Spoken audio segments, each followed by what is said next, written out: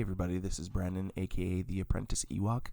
Now that 2020 is over, I want to focus on the things that I am most excited for as a Star Wars fan in 2021. So there are several projects that I've been looking forward to for a while, and a couple that we just recently found out about. So let's take a look at what I'm looking forward to the most. So in my first spot, I have the High Republic novels and comics. I have everything High Republic on pre-order, and I did that as soon as they were available to do so. When they were announced, I was excited that we were going to see an era that we hadn't seen before, focusing on the Jedi a couple hundred years before the prequels. So I was immediately interested and hooked. Not only am I super excited for the novels, but I also pre-ordered the comics. This will be my first comic run I have ever followed, as it has been released. So I'm really looking forward to that, and with the announcement of the Acolyte, being able to see that in live action is going to be really, really cool. But I'm really excited because the High Republic has some of my favorite Star Wars authors involved right away at the beginning. So I'm excited to just dive in and see what it's all about, in the next couple of days here. And then number 2, I'd say it would be the Bad Batch series. I didn't really enjoy the Bad Batch arc in the Clone Wars Season 7, and I think that's because I was wanting more Ahsoka, Obi-Wan, and Anakin, but that's kind of unfair to me to not give the Bad Batch a chance. But when I saw the trailer for the new series, I got very excited seeing Fennec Shand, just excited to see Order 66 from another point of view. And the transition from the Republic to the Empire is always an era that I want to see more of, especially if they do such a good job with it like they did with the rest of the Clone Wars. And then my middle spot would be Thrawn Ascendancy Book 2, which is going to be titled The Greater Good. Early in 2020, I took the time to read the original Thrawn trilogy by Timothy Zahn. I had the books on my shelf while I was growing up, but I never took the time to read them. And then when I find the interest and the time to read them, I came home from college and the books and all my old Star Wars toys were gone. My mom threw them out and she still feels really bad about it, but I decided to get the audiobooks and listen to the whole trilogy. They were really, really good, and I was interested to see how Thrawn was compared to what we saw in Rebels. I saw Rebels Thrawn before I read the original Timothy Zahn trilogy. So some people say well, he's completely different in the new canon versus the old canon, but I thought they did a really good job of translating him. So I absolutely loved the more recent Thrawn trilogy, and I'm really excited to see what they continue to do with this new one, with the Ascendancy novels. I love Timothy Zahn, and Mark Thompson reading the audiobooks is awesome.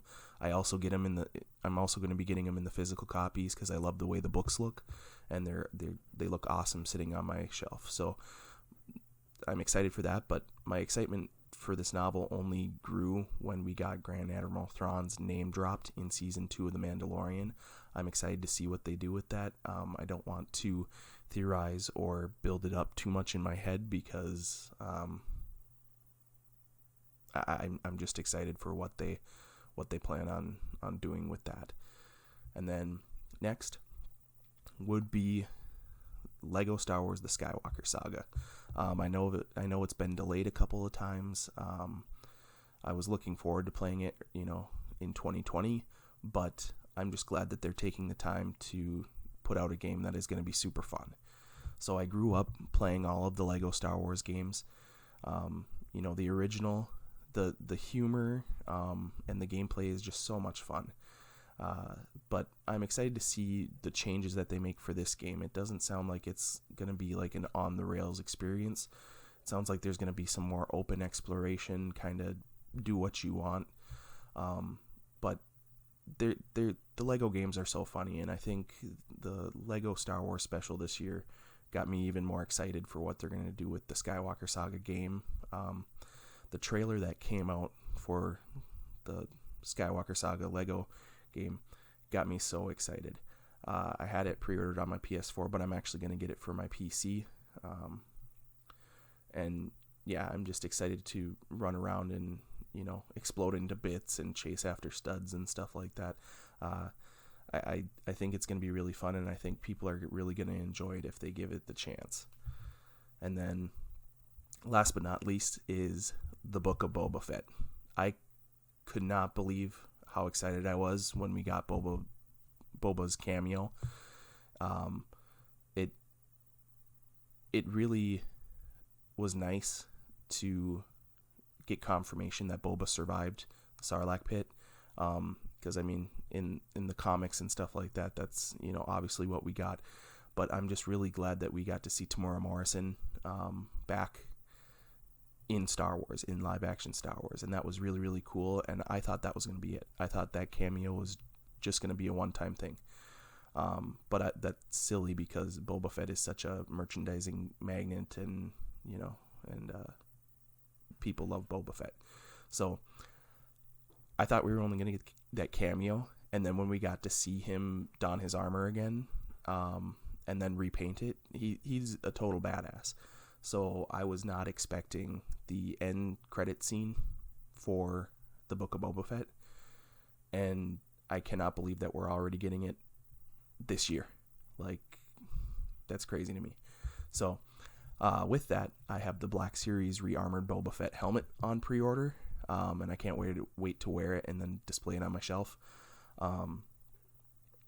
It looks super cool. I love the bold colors of it. I'm just really excited to see him in action. But I'm hoping from the show we get different chapters, Book of Boba Fett. I'm hoping we get different chapters of Boba's life that include him as a younger bounty hunter, as well as a couple appearances by Aurra Sing, Bossk, and Cad Bane. I think it would be really cool to see an older Cad Bane versus Boba. Maybe we get that deleted scene from the Clone Wars where they duel it out. They have their shoot off. But I think it would be really cool to see some of that stuff. And I want to know what they're going to do with Boba's story, how they will continue to develop the character of someone who was originally just there to look intimidating and be a badass. It was kind of cool to see people who were never a Boba Fett fan, jump on the train. I'm hoping that with the announcement of the Book of Boba Fett, we're going to get a whole bunch of new merchandise. I hope we get a new Lego set of Slave One, Black Series figures, all sorts of stuff. I mean, the merchandising is, endless for them if they want it to be.